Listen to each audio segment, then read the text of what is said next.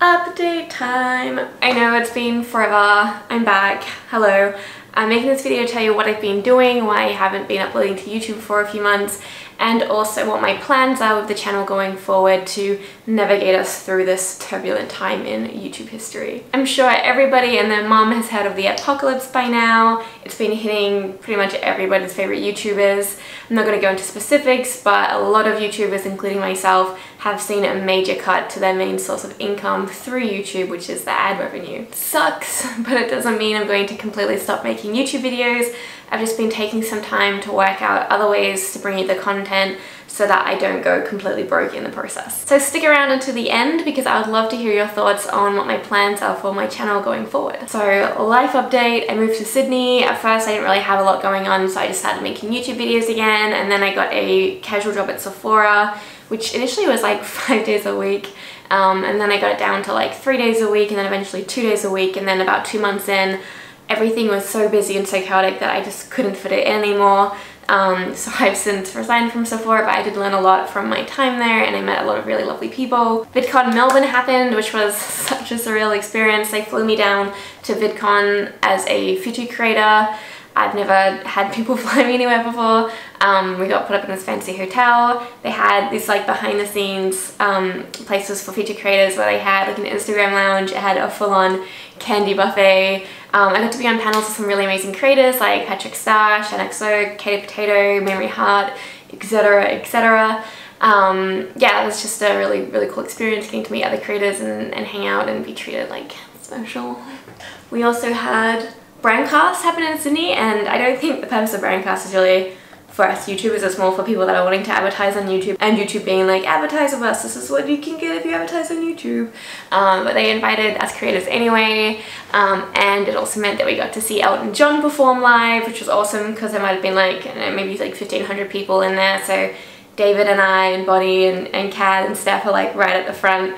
I think there are like 2 people in front of us, and just like Elton John's right there, so that was really cool. I also went over to Queensland to film another video with Raka Raka. Those boys are insane, but a lot of fun to hang out with. And also there was Comic-Con, Sydney Comic-Con happened. I got to be on a YouTube panel with Jaden Rodriguez, Cakes by Chopper, and Matthew McKenna, so that was fun, answering questions about YouTube and talking a little bit about our experiences on growing our YouTube channels and being a clicker again.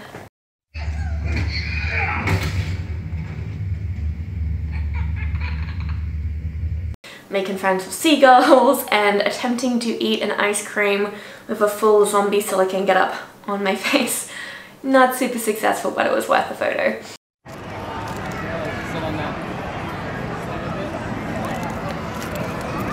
I don't have any lips. I almost forgot to add as well that I got to do an aging makeup on Tina Young, which was heaps of fun, so I'll link her channel here to go check out that video. And I also got to be involved in a Thor Ragnarok production thing. It was a collaboration between YouTube, Marvel and Disney, and they flew creators from around the world to be part of this promotional shoot for Thor Ragnarok. And we got to go to the Thor Ragnarok premiere, and we also got to meet the director Taika, so that was also a fun thing.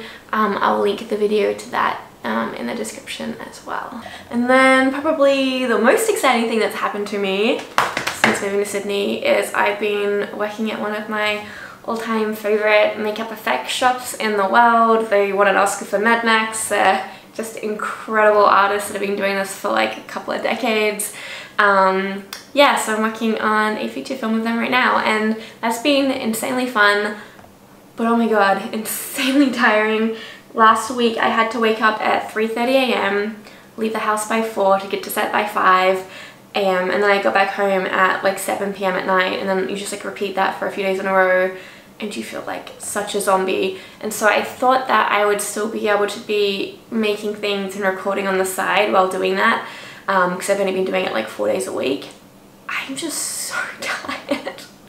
Like I do 11-hour days at the studio and like in the workshop, and that's fine, but as soon as I'm on set, I'm not sure whether that's because the set days just start so much earlier or whether they're just that much more intense, but I just feel it. That's gonna go on until like mid-December, so we'll see. We'll see how many YouTube videos I get out between then. But I do want to upload stuff. Maybe I can just edit old videos that I haven't uploaded yet, like some of the Christmas ornaments from last year or something. So obviously been super busy with the fun social things that YouTube has been doing, or that YouTube has gotten me into, and then the working stuff. So Sephora, which is now off my schedule, so I have a little bit more time, and then Odd Studio, which has kind of filled in that time for the moment, but I do hope to have more time for YouTube and try and put in that time on the weekends when I'm not at work. So to try and get things going in a more positive, ad-friendly direction in YouTube, I'm going to reduce the amount of gore, and I mean, I've been doing that anyway, and people have been telling me to do that for years, because if you want to work as a professional makeup artist, they're going to look for variety and diversity in your portfolio, and if you're like me and it's like gore, gore, gore, gore, gore, people are going to be like, one trick pony, maybe you should learn some new skills. So just from a professional standpoint, I should be doing that anyway, but from a YouTube standpoint, less gore equals less demonetization.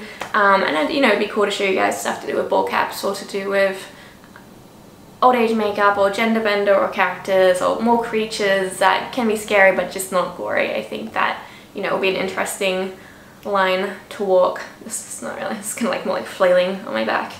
I also want to make up a website, both as a place just to have information about me and my work in a way that's easy to kind of construct and have it look how you want to look, but also to keep trying to sell merchandise. So I'm making more ornaments at the moment. I want to try and get it done by December, we'll see if that happens. Thinking about also producing prosthetics that people can buy, and then like, you know, just I think that kind of merch stuff for now. But let me know if there's any particular merchandise that you'd be interested in seeing from me and purchasing, even if it's like down to some specifics of like, I want it to be a silicone piece that's a bullet wound, or I want prostate transfers, or I want a mask that's a clicker mask, whatever it is. Let me know what you'd be interested in seeing available, and I'll put that in the works. Also, what kind of videos you want me to film. So there are still some that you guys have said you definitely want, which I'm working on, like the skin coloring matching tutorial and beginner prosthetics. Did the beginner mistakes, thankfully. Yeah, but any other ideas for like what kind of characters or anything, let me know. And oh yeah, I also have a Patreon. I also have a Patreon set up, so if you want to chuck $1 a month towards me making these tutorials, every little bit helps, and that will go towards the cost of materials or fixing my camera, which broke recently. It's one thing right after another.